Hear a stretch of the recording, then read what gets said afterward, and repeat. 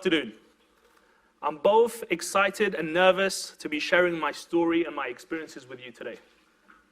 Excited because my goal is to be able to give back, to be able to contribute as much as possible in any significant way.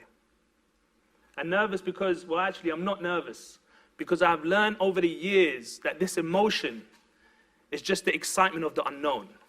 The symptoms are the same: the increased heart rate, the feeling of just not knowing what is about to unfold, or the thought that you just want to either jump right in or turn around and run. There is hundreds of examples of these emotions that I can share with you today, and how you can learn to control these emotions. But to begin, I want to first tell you a little bit about myself. I was born in the middle of a war. I was born in 1984 in Iran, a country that was torn in war. My first memories of life was seeing planes flying overhead, bombing the city that I was in. My first memory was looking up at these planes as my mother frantically tried to escape the city, clutching me in her arms.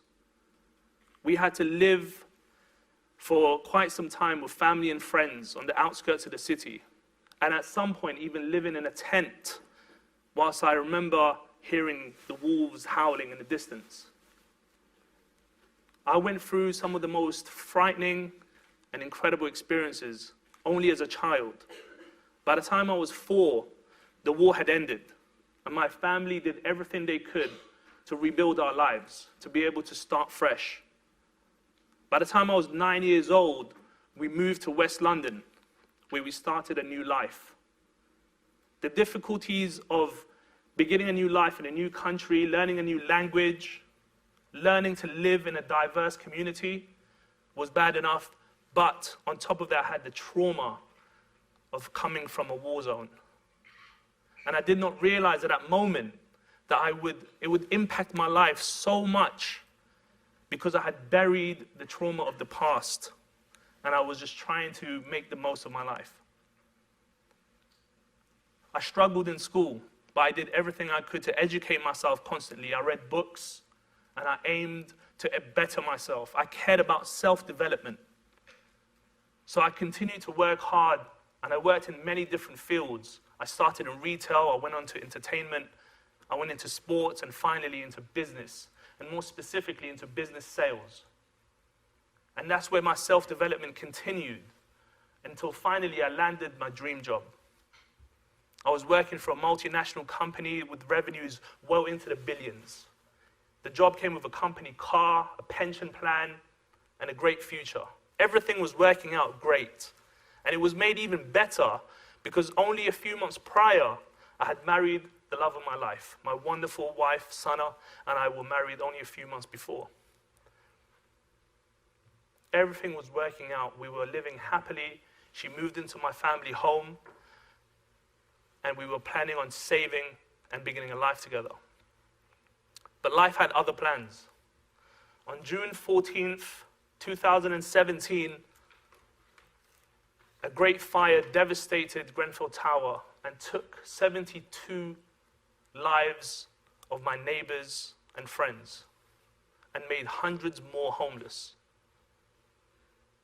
It was on that devastating night at 1 a.m. when I received a phone call from my dear friend and neighbor.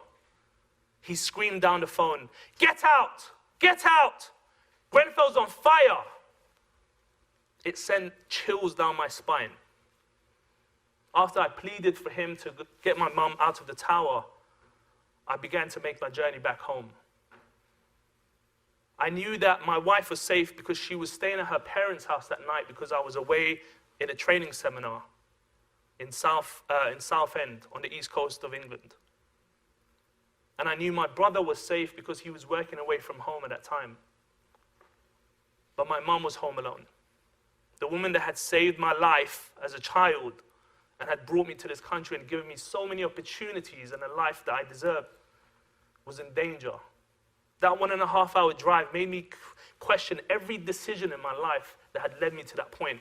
Why was I not there for her?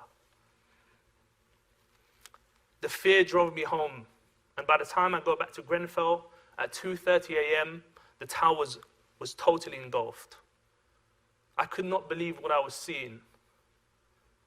It was like being in a nightmare. I saw blurry faces as I ran down the street, as hundreds and thousands of people were outside, looking up in shock. Some of them silent from the shock of what they were seeing, and some of them screaming in terror. It was an unbelievable thing. Until finally I found my mum alive. But my nightmare didn't end there. I realized what was happening and there was nothing to be done.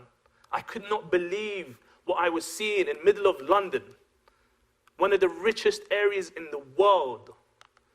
Something that reminded me of the war zone that I came from as a child. It took me back to that young boy that had experienced so much trauma and devastation in my life. But at that moment, when I was fully angry, and I could not control the anger that I was feeling, I remembered the love I had for my community. I was inspired by the people that were pouring into the streets to take care of one another, to help one another.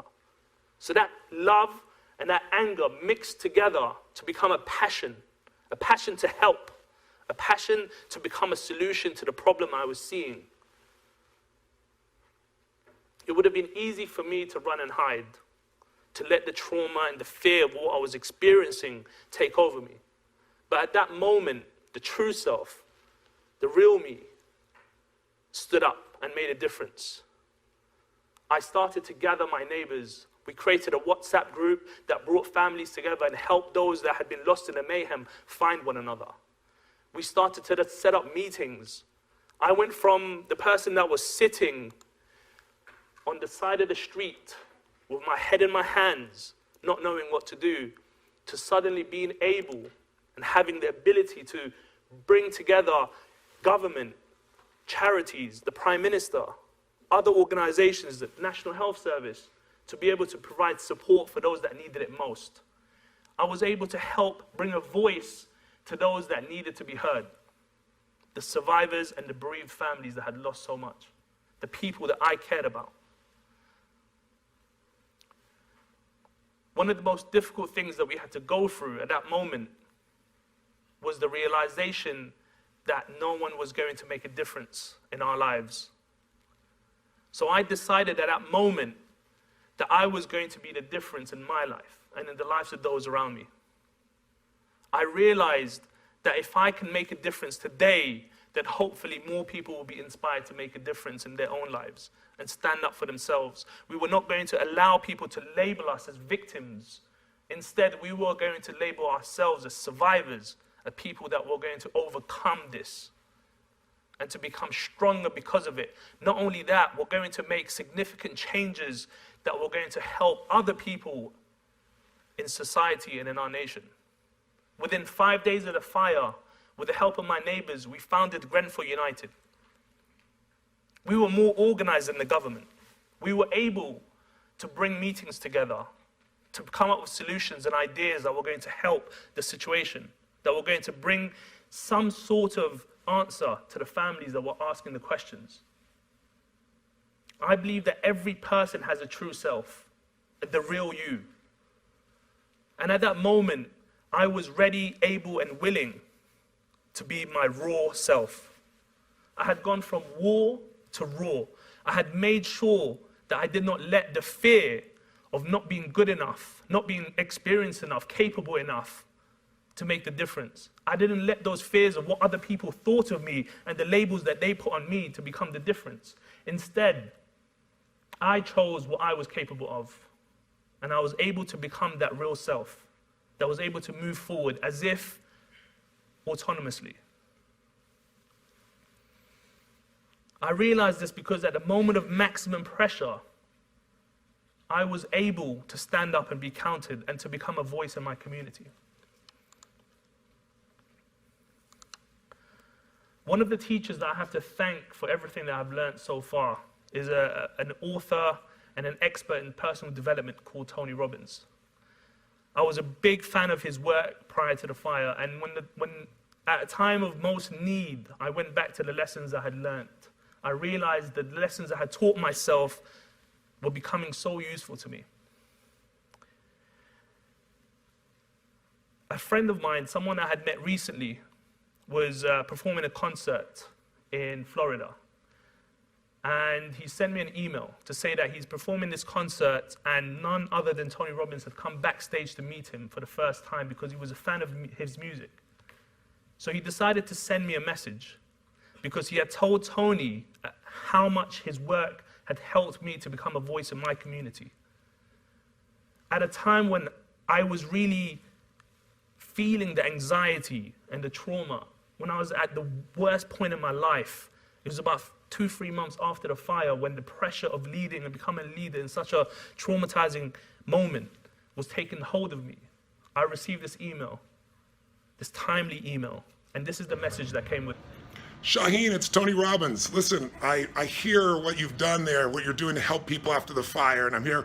Marcus told me all about you. He's so proud of you as a dear friend and told me my work in some way has touched you, and I'm really grateful for that because you're touching other people at one of the most difficult times, being the chairman of this group. So I'd love to meet you someday. Whoops, this thing's going to short. I'd love to meet you someday. I'm going to come, I think in March or April, May. I'll figure out when it is, and I'll let Marcus know, and I'll invite you to come to the seminar, and maybe we can have a lunch together. I'd love to meet you in person. Take good care and keep up your great works. God bless. Bye-bye. This meant the world to me. And it led me to meeting Tony and being able to, instead of fearing rejection, asking him the question, would you mentor me? Because I wanted to become a better leader. I wanted to do more, and I wanted to contribute to others. I saw how much I could impact, and I needed to know how I could do that even better. So I asked him the question. And then 6 months later, I received an invitation to go to Florida and to work with the man himself, to learn directly from him. So I packed my bags, I booked my flight and hotel, and I went to Florida with a goal, with a purpose, that I was going to leave with a new purpose in life. I was going to reinvent myself as a champion for change, as someone that was going to stand in front of people and help them to understand their potentials, to be able to contribute more because one day they might be able to help others. We are all part of this mass consciousness, and your consciousness is connected to everyone else's. And it's only when you actually allow this consciousness of yours that knows the right things every day in your life. You know the things that you need to be doing every day. But we let fear and other excuses get in the way of that.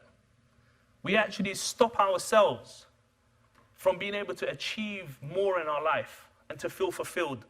This creates a conflict. And this conflict continues, and if it continues, it becomes a norm. And these ideas create fallacies in your life. Things like, I can't, I'm too shy, I don't have the resources, I don't have the ability. What if I fail? What if they laugh at me? What are they going to think? Who am I to do this? These are false fallacies that are created most likely out of fear, the fear of rejection, the fear of failure. I would hate to imagine what would have been if I had let those fears stop me after the Grenfell Tower fire. I want to share with you one of the best exercises that I learned on my journey. And it was that I want you to imagine, I want you to imagine the best version of yourself. I want you to think on that. And when you get home, I want you to write down 3 of these attributes, 3 of your best attributes: kindness, caring, a go-getter, hardworking, whatever it may be, write them down. Acknowledge them, celebrate them, and make sure that you continue to build on that. But then I want you to think about 3 negative attributes that you do not share with the best version of yourself, that are stopping you from being the best version of yourself. Overindulgence, laziness, greed, and in some cases, fear. And in most cases, fear of failure. How is that impacting your life? How is that stopping you from being the person that you can be? So I want to challenge you. I want you to leave today feeling that you can make this difference in your life, that you're going to make a difference not just for yourself but for others, for the ability that one day you will be able to contribute not just to your friends and family but to people all around you. It's only when we realize that the only thing stopping us from achieving our goals and feeling fulfilled in life and being the best person that we can be is ourselves, only then can we make a change. So I want to challenge you. I want to challenge you today to be the real you. I want you to be the real you and to find the raw you. Thank you very much.